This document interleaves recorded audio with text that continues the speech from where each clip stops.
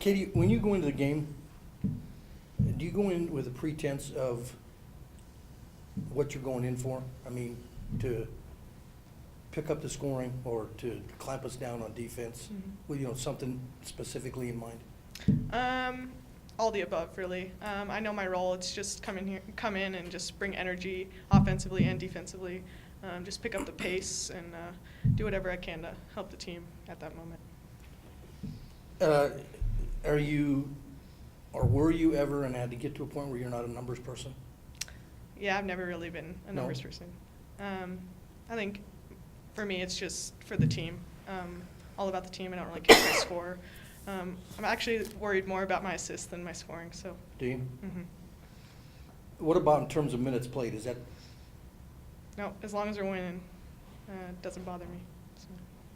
So when you're, and I don't know how many times you came out and went back in, and I didn't count, but when you do that, is it tough to maintain a level of awareness, I guess, because you can't sit down and get too comfortable? Mm-hmm. Yeah, it's a little bit difficult, but I've been through it for 3 years, so gotten used to coming off the bench and just being that spark.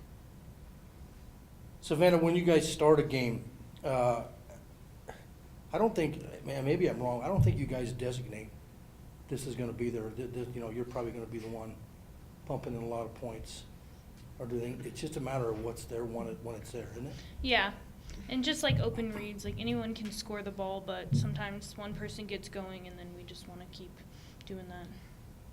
You had one drive to the hoop tonight where, I don't know what your mindset was, but when you went up and you kind of half turned, and it was like, wow, there was like an athleticism that was usually done by somebody 6 inches taller than you, and I think it did avoid, I don't think there was a defender right on you, but it avoided even somebody coming from an angle to maybe get it. Are you aware when you go up sometimes or is it tough to figure out where exactly you are in terms of to the rim?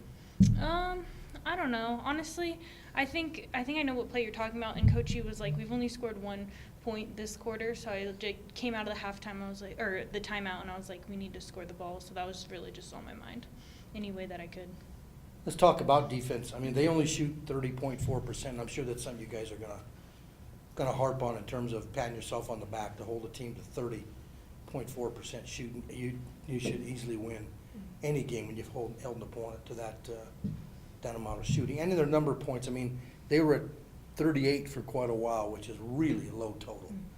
Are you aware of that when it gets to that point? Like, man, we have really shut them down defensively. Honestly, we weren't really that happy with how we played defensively or like how we rebounded the ball, so we still want to improve on that, but we knew that they had trouble scoring the ball, so yeah, we weren't aware of their percentage, but we didn't feel like we were executing exactly what we wanted to do defensively, so there's still area to improve.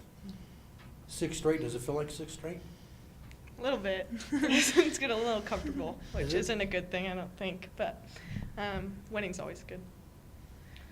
When it is something like 6 straight, do you have to reel yourself, step back a half thing and say, hey, wait a minute, that's 6, but they could end, Yeah. Yeah. Definitely against a team like Montana State who Right. can just shove it So down your it's a throat. different- yeah.